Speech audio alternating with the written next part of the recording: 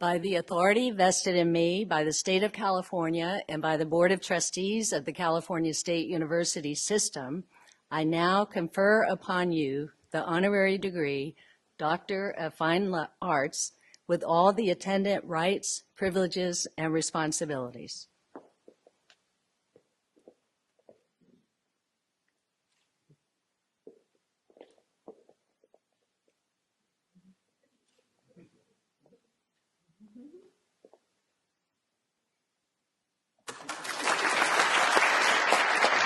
Congratulations.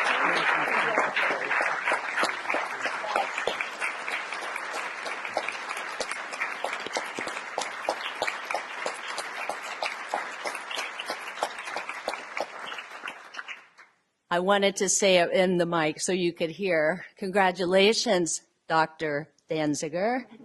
And now he will give us some remarks.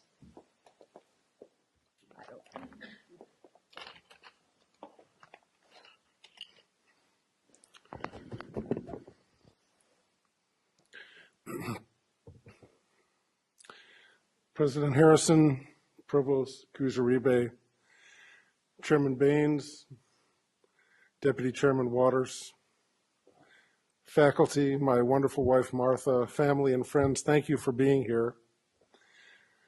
Dr. Harrison, I recently learned your career has been dedicated to the study, teaching, and practice of social work.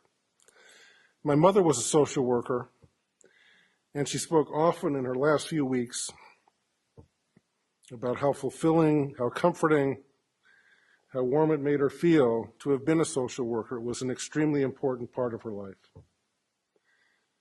My father grew up desperately poor in a difficult household with a very sick mother. He didn't have so much as a birthday party until Mom came along. Despite his childhood suffering, he and my mother gave my sister Rana and I everything we needed to live a successful life. I have to believe he was Mom's most successful project, and they broke the chain of poverty and the associated social ills that usually pass from generation to generation, just like social workers try to do every day. When you called me earlier in the year to tell me about this honor, my mother had recently passed away. And I told you I would dedicate, and do now dedicate, this honorary Doctorate of Fine Arts to my mother, Shirley Dolores Rothstein Danziger. I appreciate all the kind things being said about me, but I do have one big regret. I did not accomplish one of the most important goals I had set for myself.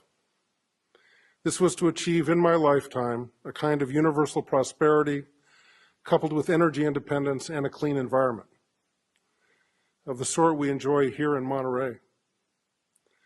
Sunlight Energy Corporation, the company I founded, did build and run a real-world commercial unsubsidized power plant where the air coming out was virtually cleaner than the air going in, the first and still the only such plant to do so. I composed the music for a documentary about the plant and amazingly won the New York Film Festival Best Original Music Award. Sunlight had a perfect safety record, hosted a wildly successful kids and professional mural program, was the first plant ever to achieve 100% availability, reliability, all while sponsoring the groundbreaking Shades of LA program that collected pre-1960 photographs of all the different ethnic communities in Los Angeles. We made good paying jobs that didn't cannibalize other jobs. We set an example that has yet to be equaled and cannot be bettered. To achieve this, we had to take on opposition from all points of the political compass and the determined, often threatening opposition of commercial, governmental, and activist entities. The next generation you are training will hopefully have a chance to make this kind of performance commonplace, although partisanship is the enemy of prosperity, the enemy of energy independence, and most certainly the enemy of a clean environment. For these and many other reasons, I hope our current political situation changes to make such things prudent and possible. There's a famous scene in the movie American President in which an environmental lobbyist played by Annette Bening and the president played by Michael Douglas kiss on their first date. She tells her sister, "I gotta nip this in the bud. This has catastrophe written all over it." The sister replies, the man is the leader of the free world. He's brilliant, funny, and handsome. He's an above-average dancer. Isn't it possible our standards are just a tad high? Well, like many in this room, probably almost all of us in this room, my goals are a tad high. I know that. I clearly wanted, though, to be a positive footnote in the history of our time for having achieved a universal dream, prosperity coupled with energy independence and a clean environment. I wish I could have done that. I was a funny kid, a giant kid. In fact, I was the biggest person in school from the second grade on, and was never in a room with someone my size for over 30 years. Starting at the age of 2, maybe earlier, I was told thousands of times, I was going to die soon because of my size. Add to that a back broken when I was 18. The cliche is, live each day as if it were your last. The real world effect has been to demand of myself to do all I could, as completely and wholeheartedly as I could, for as quickly and as long as possible. I liked this pressure. That's the weird thing. I liked this pressure. It worked for me. I came up short often. But I did learn to muster every side of me to accomplish something big and tangible. I liked that at any moment I could honestly stand before any man or God. But in all this, I learned how limited I am, how limited all human beings are, but specifically myself. Somehow or other, the mystery of all we don't know now comforts me. I do need to note, though, that even though I was being told I was going to die, I never believed it. And at this time, I would like to note, I was right and they were wrong.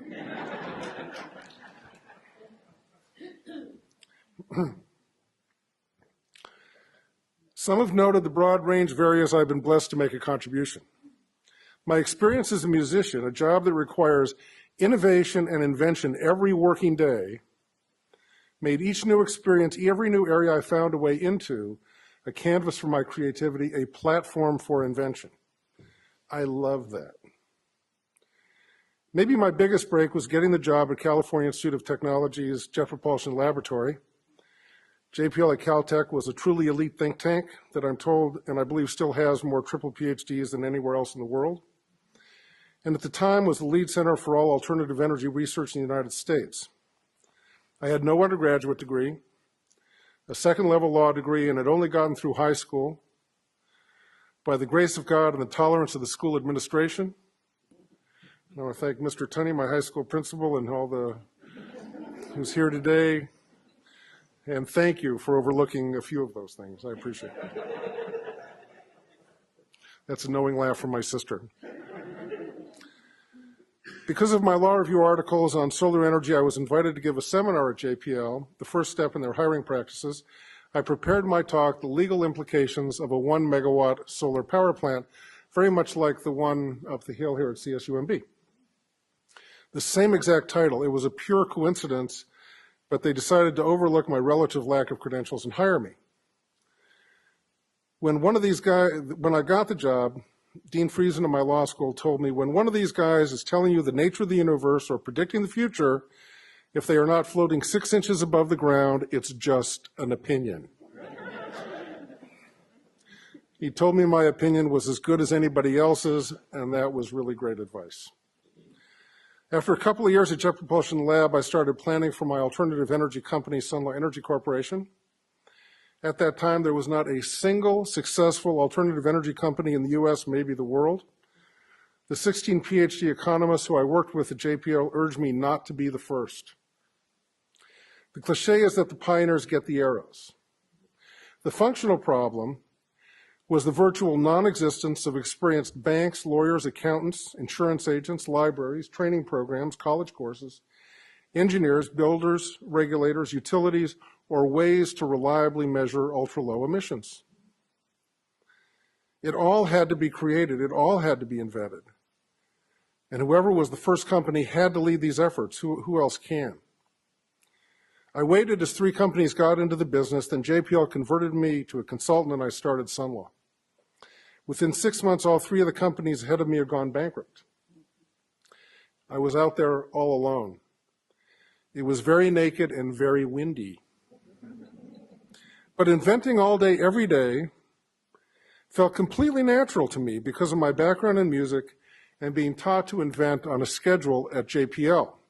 JPL gave me a front row seat to experience what might be judged the greatest invention and engineering achievement of the 20th century when they sent the Voyager spacecraft 1 billion miles to Saturn and were less than a tenth of a second behind schedule and just a few feet off course. I challenge us to drive home that well. At 1 billion miles. I lucked into a rare moment and became sought after by institutions that would never deal with someone like me as the industry matured. Sunlaw was jazz, sculpture, and performance art. I was 27, the youngest CEO in the alternative energy business anywhere in the world, and I was born to do this. I do want to note for the record that there were about 20 people on the front lines with me. I wasn't truly alone, but I was the leader in the early days, and the key decisions were mine to make. In conclusion, I have many things to be grateful for. It's such a long list. Founding and running an energy company that caused worldwide emissions and energy consumption to be reduced by billions of tons has made the world cleaner than if I had not come along. I got to work with a great team and be their leader. I got to build some really big stuff. I'm a guy, I love big tools. What can I tell you? I love stuff like that. I love things that make big noises and go boom, stuff like that. I like that stuff. That was fun. And thank God I was given the inventiveness and determination to prosper despite my physical challenges. I leave you with the story of the most beautiful thing I ever saw. It was at the Vernon Elementary School that Sunlaw had adopted, the poorest school in the school district and the dirtiest zip code in the United States. We had a career day where we brought in world-class professionals from every continent to come and talk with the kids. The president of Disney or the head of the Chilean phone company, great musicians, businessmen and women, magicians, academics, and artists. We asked them to speak for 5 minutes about their family, and in the next 5 minutes give a professional presentation just like they would to their most esteemed colleagues. When they talked to their families, it created an emotional connection to everyone there. And these hardened world-class pros would spend hours, sometimes many days, with the children. The kids loved it, and I loved it too. One day, Martha and I went over to the school, and the students in the special education class